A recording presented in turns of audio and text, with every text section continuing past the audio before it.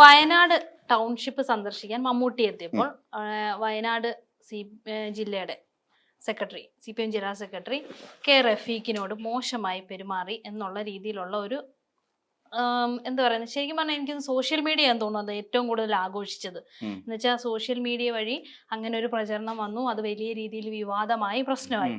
ഇന്നിപ്പോ ഇതാ മുഖ്യമന്ത്രി വരെ മമ്മൂട്ടിയോട് പരസ്യമായി മാപ്പ് വരെ ചോദിക്കേണ്ട അവസ്ഥയിലോട്ട് കാര്യങ്ങളെത്തി. പക്ഷേ എന്ന് വെച്ച് കഴിഞ്ഞാൽ വളരെ കൂളായിട്ട് മമ്മൂട്ടി അതിനോട് പ്രതികരിച്ചു, റഫീഖും അതിനോട് പ്രതികരിച്ചു. പിന്നെ എന്താണ് ഇപ്പോഴത്തെ ഒരു അവസ്ഥ ശരിക്കും?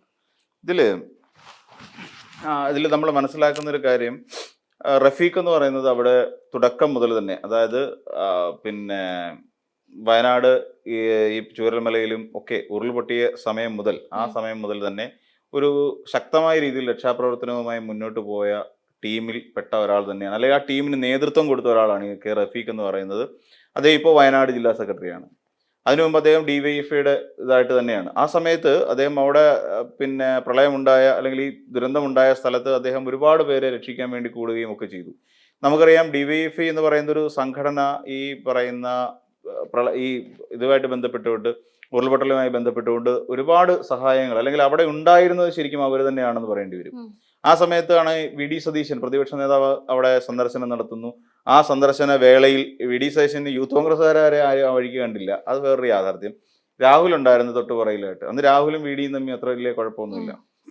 അപ്പൊ രാഹുലും കൂടെ ചെന്നിട്ട് പിന്നെ രാഹുൽ അവിടെ നിന്നുകൊണ്ട് ഇവരെ അനുമോദിക്കുക ചെയ്യുന്നത്, രാഹുൽ മാങ്കൂട്ടത്തില്. അപ്പം VD സതീശൻ നേരിട്ട് വന്ന് അവരോട് കാര്യങ്ങൾ സംസാരിക്കുകയായിരുന്നു. വേറെ കമ്മ്യൂണിക്കേറ്റ് ചെയ്യാൻ അവിടെ യൂത്ത് കോൺഗ്രസിന്റെ ടീമുകൾ ആരും ഇല്ലാത്തതുകൊണ്ട് സതീശന് അവിടെ ഈ പിന്നെ ഇതിന്റെ പ്രവർത്തനങ്ങളിൽ വ്യാപൃതരായി നിന്ന് അവരോട് സംസാരിച്ചു. ആ സമയത്ത് റഫീഖ് ഉണ്ട് അവിടെ. അപ്പോൾ അങ്ങനെയുള്ള ഒരു വലിയ ജനപിന്തുണയുള്ള ഒരു നേതാവാണ് കെ റഫീഖ് എന്ന് പറയുന്നത്. വയനാട് കാര്യം അത്രത്തോളം പിന്നെ പ്രസക്തനായ വ്യക്തി, പ്രശസ്തൻ എന്ന് പറയുന്നില്ല, പ്രസക്തനായ വ്യക്തി തന്നെയാണ് വയനാട് ജില്ലക്കാരെ സംബന്ധിച്ചിടത്തോളം കെ റഫീഖ് എന്ന് പറയാം. അപ്പോൾ അങ്ങനെയുള്ള ഒരു കെ റഫീഖ് ഇങ്ങനെ പിന്നെ ഈ ദൂരെ നിന്ന് എത്തിയ മമ്മൂട്ടി എന്ന് പറയുന്ന നടൻ, നമുക്കറിയാം മമ്മൂട്ടി കേരളത്തിൽ നടത്തിയിട്ടുള്ള, അല്ലെങ്കിൽ കേരളവുമായി ബന്ധപ്പെട്ടുകൊണ്ട് എല്ലാ കേരളീയരുടെയും, മമ്മൂട്ടി എന്ന് പറയുന്ന ഒരു വ്യക്തി എല്ലാ കേരളീയരുടെയും ഒരു അഭിമാനം, അഹങ്കാരം എന്നൊക്കെ പറയുന്ന ഒരു അവസ്ഥയിൽ നിൽക്കുന്ന ഒരു താരം തന്നെയാണ്. അതിപ്പോ അതിനെ ആ സമയത്ത് മമ്മൂട്ടി അവിടേക്ക് വരുന്നു, ടൗൺഷിപ്പ് കാണാനായിട്ട് വരുന്നു. ടൗൺഷിപ്പ് കാണുന്ന കൂട്ടത്തിൽ അവിടെ പാർട്ടിയുടെ ഒരാൾ അവിടെ ഉണ്ടായിരുന്നു. പാർട്ടിയുടെ എന്ന് മാത്രമല്ല, അവിടെ ഒരു ജനപ്രതിനിധി അല്ലെങ്കിൽ പോലും ഒരു പാർട്ടിയുടെ സെക്രട്ടറി എന്നുള്ള നിലയിൽ അദ്ദേഹത്തിന് വളരെ പ്രാധാന്യമുണ്ട്. ആ നാട്ടിലെ ഒരു പിന്നെ എല്ലാ MLA-മാരെക്കാട്ടിലും പ്രാധാന്യമുള്ള ഒരു വ്യക്തി തന്നെയാണ് ഈ പാർട്ടി സെക്രട്ടറി എന്ന് പറഞ്ഞാൽ. കൊച്ചു കളിയൊന്നുമല്ല കാര്യം. പിന്നെ കെ റഫീഖ് എന്ന് പറയുന്ന ആളിന് അവിടുത്തെ പിന്നെ ഈ പറയുന്ന കേളുവിനെക്കാട്ടിലും വലിയ പ്രാധാന്യം വയനാട്ടിലെ പാർട്ടിക്കാർക്കിടയിൽ ഉണ്ട്. അപ്പൊ ആ നിൽക്കുന്ന സമയത്ത് മമ്മൂട്ടി വന്നിട്ട് ഇക്കാര്യം പറഞ്ഞു എന്നുള്ളതാണ്. എപ്പോഴും എന്റെ പിന്നാലെ നടക്കണമെന്നില്ല, ആൾക്കാർ വിചാരിക്കും ഞാൻ നിങ്ങളുടെ കൂടെ വന്നതാണ് എന്ന് ആൾക്കാർ തെറ്റിദ്ധരിക്കും എന്നാണ് പറഞ്ഞത്. എന്തുകൊണ്ടാണെന്ന് ചോദിച്ചാൽ, മമ്മൂട്ടിയെ സംബന്ധിച്ചിടത്തോളം മമ്മൂട്ടി ഒരു കൈരളി ചാനലിന്റെ ചെയർമാനായിട്ടിരിക്കുന്നു. മമ്മൂട്ടി അതൊരു ഇടതുപക്ഷ അനുഭാവിയാണ്. അനുഭാവി എന്ന് മാത്രമല്ല, വേണ്ടി വന്നാൽ തെരഞ്ഞെടുപ്പിൽ മത്സരിക്കാനും അദ്ദേഹത്തിന് മടിയില്ലാത്ത തരം കമ്മ്യൂണിസ്റ്റ് പ്രവർത്തകനല്ല എങ്കിൽ തന്നെയും കമ്മ്യൂണിസ്റ്റിനോട് നല്ല ആഭിമുഖ്യമുള്ള ഒരു വ്യക്തി തന്നെയാണ് മമ്മൂട്ടി. അദ്ദേഹത്തിന്റെ മകനെ ദുൽഖർ ആണെങ്കിലും അങ്ങനെ തന്നെയാണ്. ഒരു ഇടതുപക്ഷത്തോട് ചേർന്ന് നിൽക്കുന്ന സമീപനമാണ് അവരുടെ ആ ഒരു ഇത് പുലർത്തി പോരുന്നത് എന്നുള്ള വാസ്തവം തന്നെയാണ്. അപ്പൊ ആ പറഞ്ഞതാണ് പ്രശ്നമായത്. ആ പറഞ്ഞത് മമ്മൂട്ടി എന്ന് പറയുന്ന ഒരു താരജാട കാണിച്ചു എന്നുള്ളതാണ്. മമ്മൂട്ടി നമുക്കറിയാം 70 വയസ്സിന് മേലെ പ്രായമുള്ള 74 വയസ്സുള്ള ഒരു മനുഷ്യനാണ് മമ്മൂട്ടി. ആ മമ്മൂട്ടി പിന്നെ ഈ റഫീഖ് എന്ന് പറയുന്ന ആള് വളരെ പ്രായം കുറഞ്ഞ ഒരാളാണ്. 35 വയസ്സ് മാത്രം പ്രായമുള്ള ഒരു ചെറുപ്പക്കാരനാണ്. അപ്പൊ അദ്ദേഹത്തോട് അത് ഇരട്ടി പ്രായമുള്ള ഒരാളാണ് വന്ന് നിൽക്കുന്നത്.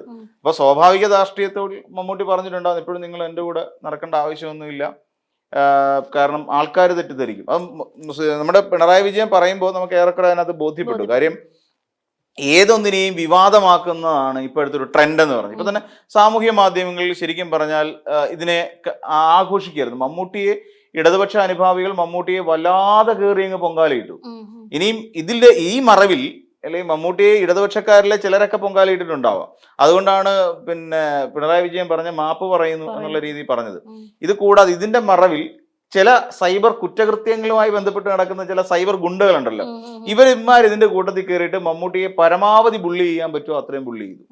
അത്രത്തോളം നാണം കെടുത്തി കഴിഞ്ഞപ്പോൾ ഏറ്റവും ഒടുവിൽ മമ്മൂട്ടി ഇദ്ദേഹത്തെ പാർട്ടി സെക്രട്ടറി ജില്ലാ സെക്രട്ടറി തിരിച്ച് ഫോണിൽ വിളിച്ചു. ഫോണിലെന്ന് വെച്ചാൽ വീഡിയോ കോൾ ചെയ്തിട്ട് പറഞ്ഞു, ഉണ്ടായ തെറ്റിദ്ധാരണ ഞാൻ മാപ്പി ചോദിക്കുന്നതെന്ന് അടക്കമുള്ള കാര്യം ഞാൻ അങ്ങനെ ഒരു ഉദ്ദേശത്തിലല്ല പറഞ്ഞതെന്ന് പറഞ്ഞിട്ട് ഇവർ തമ്മിൽ ക്ലിയർ ചെയ്തു.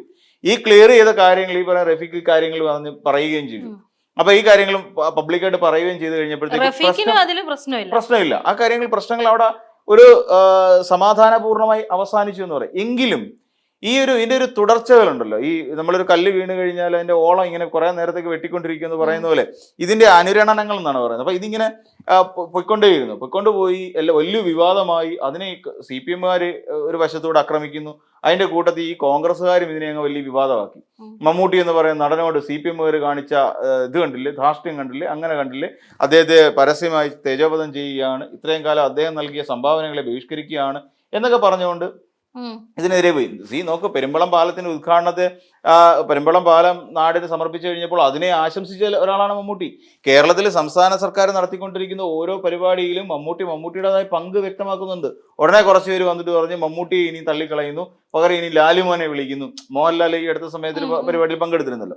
അപ്പം ലാലുമോനായിരിക്കും ഇനി മുതൽ പിണറായി വിജയന്റെ ഉറ്റ തോഴൻ എന്നൊക്കെ പറഞ്ഞുകൊണ്ട് ഇതിനെ ഏതൊക്കെ തരത്തിൽ വിവാദമാക്കി മാറ്റാമോ ആ തരത്തിലെല്ലാം ഇതിനെ വിവാദമാക്കി മാറ്റുകയാണ് ചെയ്തത്. എന്നാൽ ഇതിനകത്ത് പിന്നീടുണ്ടായ കാര്യം എന്തുകൊണ്ട് മമ്മൂട്ടി അങ്ങനെ പറഞ്ഞു എന്നുള്ളതിനെ കുറിച്ച് ആരും ചിന്തിക്കുന്നില്ല. നമ്മൾ കാണേണ്ടത് അവിടെ എസ്റ്റേറ്റിലേക്ക് സന്ദർശനത്തിനെത്തുന്ന മമ്മൂട്ടി എന്ന് പറയുന്ന താരത്തെയാണ് കാണുന്നത്, അല്ലാതെ അതേ ഒരു പൊളിറ്റിക്കൽ നേതാവൊന്നുമല്ല, ഒരു താരമാണ് അവിടെ വന്നിരിക്കുന്നത്. അപ്പം ആ താരത്തിന് ഒരു രാഷ്ട്രീയ നേതാവിന്റെയും പക്ഷം പിടിക്കാൻ പറ്റില്ല.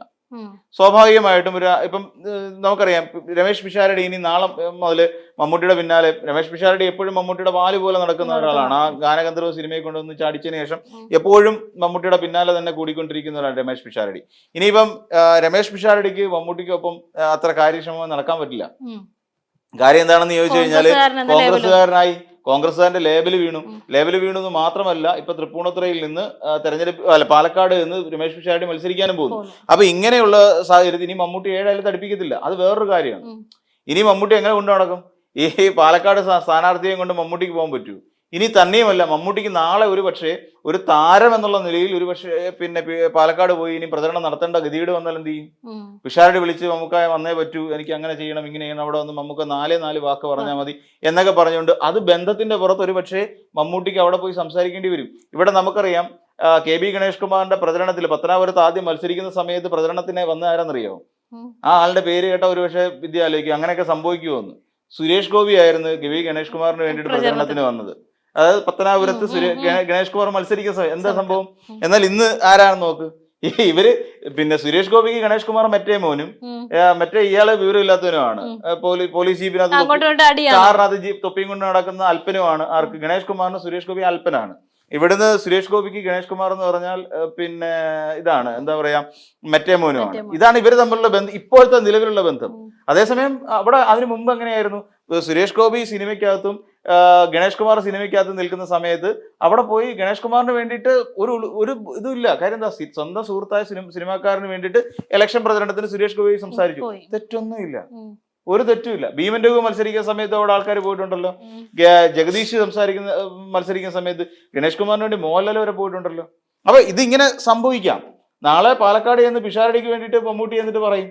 അവിടെ ചെന്ന് ചിലപ്പം മമ്മൂട്ടിയുടെ സ്വഭാവം അനുസരിച്ച് മമ്മൂട്ടി എങ്ങും തൊടാതായിരിക്കും പറയുന്നത്. കേട്ടോണ്ടിരിക്കുന്നവർക്ക് ആർക്ക് വോട്ട് ചെയ്യണം എന്നുള്ള കൺഫ്യൂഷൻ ഉണ്ടാവും. ചിലപ്പോൾ മമ്മൂട്ടി പറയുന്നതായിട്ട് ചിലപ്പോൾ P സരിനോ മറ്റോ ആണ് അവിടെ സ്ഥാനാർത്ഥിയെങ്കിൽ തീർച്ചയായിട്ടും സരിന് തന്നെ വോട്ട് കൊടുക്കണം.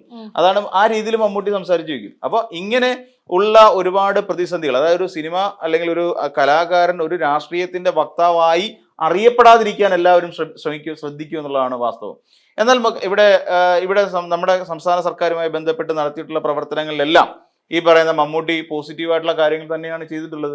ഇപ്പൊ ഇതിൽ നിന്ന് പോസിറ്റീവായിട്ട് അല്ലെങ്കിൽ വേറെ ഏതെങ്കിലും ഒരു താരം അവിടെ പോയിരുന്നു. ഇപ്പം സുധീർ കരമന പോയിട്ടുണ്ടായിരുന്നു, സുധീർ കരമന തോന്നുന്നു അവിടെ പോയിട്ടുണ്ടായിരുന്നു. അപ്പൊ അങ്ങനെ പല താരങ്ങളും അവിടേക്ക് സന്ദർശനം നടത്തുന്നുണ്ട്. പക്ഷേ ഈ പറയുന്ന മേജർ രവി അങ്ങോട്ട് പോയിട്ടില്ലെന്നാണ് എന്റെ തോന്നുന്നത്. അപ്പം ഇവിടെ സുരേഷ് ഗോപിയും അങ്ങോട്ട് എത്തിയിട്ടില്ല. മമ്മൂട്ടി പോയി കണ്ടു, അതിലെന്താ തെറ്റ്? അപ്പൊ ആ സമയത്ത് മമ്മൂട്ടി വളരെ സ്നേഹത്തോടു കൂടി ഒരു ആദരവ് നിലനിർത്തിക്കൊണ്ട് തന്നെ പറഞ്ഞൊരു കാര്യം അതാണ്. അല്ലാതെ നിങ്ങളുടെ മാറിയിക്കടെ എന്നല്ല പറഞ്ഞത്. ഇങ്ങനെ എപ്പോഴും എന്നോടൊപ്പം നടക്കുന്നത് കണ്ടു കഴിഞ്ഞാൽ ആൾക്കാർ മറ്റെന്തെങ്കിലും കരുതും. അതായത് ഞാൻ നിങ്ങളുടെ കൂടെ ഉള്ളതാണ്, പാർട്ടിക്കാരനാണ് എന്ന് കരുതും. അപ്പൊ ഒരു പാർട്ടിയുടെ വിസിറ്റായി അത് മാറും.